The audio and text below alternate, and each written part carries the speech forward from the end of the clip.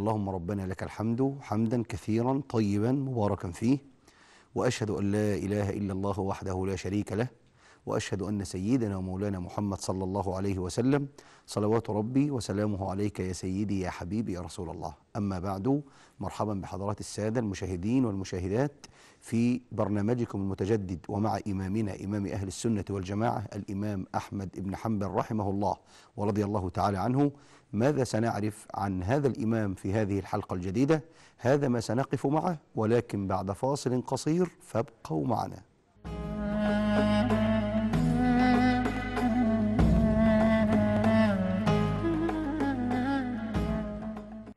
لبيك اللهم لبيك لبيك لا. يروى عن الإمام أحمد عن ابنه عبد الله في المسائل يقول: سمعت أبي يقول: حج الإمام 5 حجج، منها 2 راكبا و3 ماشيا، أو 2 ماشيا و3 راكبا، فضللت الطريق في حجة وكنت ماشيا، فجعلت أقول: يا عباد الله دلونا على الطريق، فلم أزل أقول ذلك حتى وقعت على الطريق.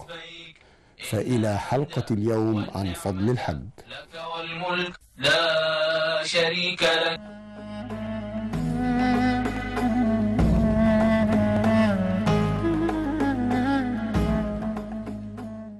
تعالوا بفضل الله لنقف مع هذا الإمام العلم الجهبذ الكبير، مع إمامنا إمام أهل السنة والجماعة الإمام أحمد بن حنبل. في المسند، كتاب المسند ده كتاب اسمه مسند الإمام ابن حنبل. عبارة عن إيه هذا الكتاب؟ عبارة أن كتب الأحاديث لها طريقة، وإمامنا الإمام أحمد له طريقة خاصة في كتابه المسند. بعض الأئمة في كتب الحديث منهم من بوب، يعني رتب كتابه على الأبواب الفقهية، زي الإمام البخاري مثلا باب الحج يجيب أحاديث الحج كلها، باب الصلاة أو كتاب الصلاة يجيب الأحاديث التي تخص الصلاة، الزكاة أحاديث الزكاة. ومنهم من رتبه ترتيبا زمنيا تاريخيا. ولكن الإمام أحمد بن حنبل في كتابه المسند أسند، يعني أو أرجع أو نسب كل حديث إلى قائله، ولذلك سمي المسند. يعني مثلا يأتي بأبي بكر الصديق ويقول لك مسند أبي بكر، مسند أبي بكر يعني كل الأحاديث التي رواها أبو بكر الصديق عن رسول الله. مسند عمر كل الأحاديث التي رواها عمر. مسند سيدنا عثمان، مسند سيدنا علي.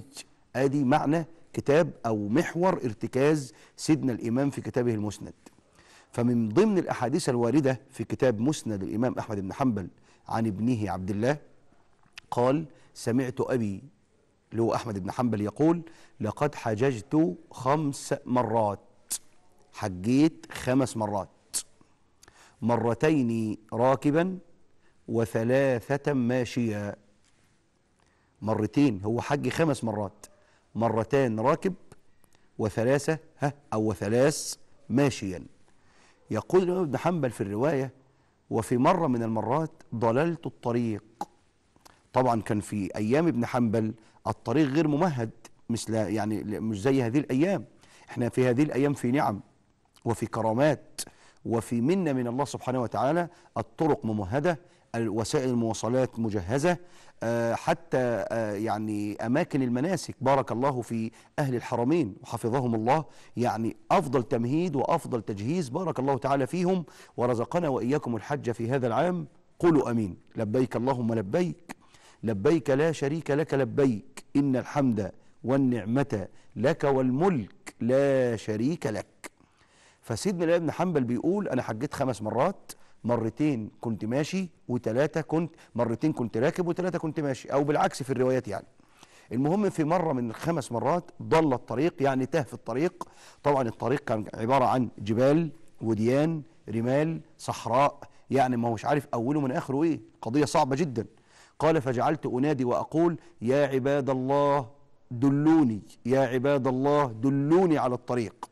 طب هو ما فيش قدامه حد، قال لك هو لم ينادي على البشر فقط، ولكن الملائكة عباد الله، الجن عباد الله سبحان الله، الإنس عباد الله. يا عباد الله أغيثوني، يا عباد الله دلوني. قال: فظللت أرفع صوتي بهذا حتى وجدت نفسي على الطريق الصحيح. وده بيفكرنا بحديث، الحديث ده عند البيهقي في سنن البيهقي. في حديث تاني عند الطبراني يؤيد هذا الكلام من كلام النبي صلى الله عليه وسلم: إذا ضل أحدكم الطريق أو ضاع شيء من أحدكم فلينادي وليقل: يا عباد الله أغيثوني، يا عباد الله أغيثوني، يا عباد الله أغيثوني، فإن لله، النبي اللي بيقول صلى الله عليه وسلم: فإن لله عبادا لا نراهم. الله أكبر، لله عباد لا نراهم. الشاهد إيه بقى في الحلقة بتاعتنا النهاردة؟ أن الإمام أحمد جاهد في الله حق جهاده. شوف لما يحج ماشيا، سبحان الله، عشان ينفذ إيه؟ ينفذ قول الله في القرآن: وأذن في الناس بالحج يأتوك رجالا وعلى كل ضامر يأتين من كل فج عميق ليشهدوا منافع لهم. الآيات. يأتوك رجالا، وأذن في الناس، ربنا بيقول لسيدنا إبراهيم: وأذن يعني وأعلم الناس بالحج. يأتوك رجالا يعني مش رجالة وستات هنا، لا، يأتوك رجالا يعني مشاة على أرجلهم، كما قال تعالى في سورة البقرة: حافظوا على الصلوات والصلاة الوسطى وقوموا لله قانتين فإن خفتم فرجالا أو ركبانا. رجالا يعني مشاة على أرجلكم، أو ركبانا يعني راكبين، سواء ماشيين أو راكبين. فهنا ربنا يقول: وأذن، ركزوا معايا وصلوا على الحبيب صلى الله عليه وسلم: وأذن في الناس بالحج يأتوك رجالا يعني مشاة على أرجلهم، وعلى كل ضامر يعني وفوق كل جمل. وسمي الجمل بالضامر هنا في الآية لأنه يضمر ويضعف، تمام، من شدة ومن طول الطريق ومن صعوبة السفر.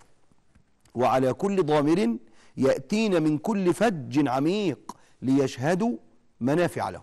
فسيدنا الإمام أراد أن ينفذ قول الله عز وجل: يأتوك رجالا، فحج ماشيا 3 أو 3 مرات. الله أكبر، ما هذا الجهد وما هذه العظمة! الله عز وجل أسأل أن يكتب لنا الحج في هذا العام وأن ييسره لنا. طبعا والاستطاعة ركن من أركان الحج. ربنا قال: وحج البيت من استطاع إليه سبيل، ولله على الناس حج البيت من استطاع إليه سبيلا. مستطيع فقط. وخد بالك، الحج ركن من أركان الدين لمن استطاع.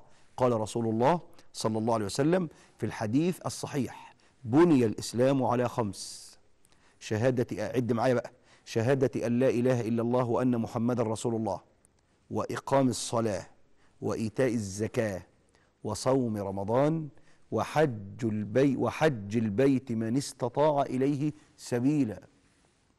يعني من استطاع الحج استطاعة مادية واستطاعة بدنية فعليه الحج فورا. سبحان الله، فورا. ليه؟ لأنك لا تدري ماذا يحدث بعد هذا. قال رسول الله صلى الله عليه وسلم للمستطيع: تعجلوا الحج فإن أحدكم لا يدري ماذا يعرض له. اشرح بقى يا شيخنا الحديث. حاضر. سيدنا النبي بيقول: استعجلوا بأداء فريضة الحج، لأن أحدكم، لأن الإنسان مش داري إيه اللي هيحصل له فيما بعد. وفي حديث تاني سيدنا النبي بينها صلى الله عليه وسلم، قال: قد تضل الراحلة، وقد يمرض الصحيح، وقد يفتقر الغني.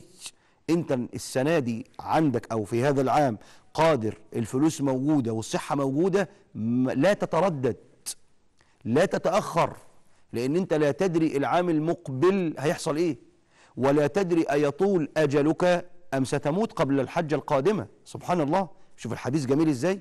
قال رسول الله صلى الله عليه وسلم: تعجلوا الحج فإن أحدكم لا يدري ماذا يعرض له.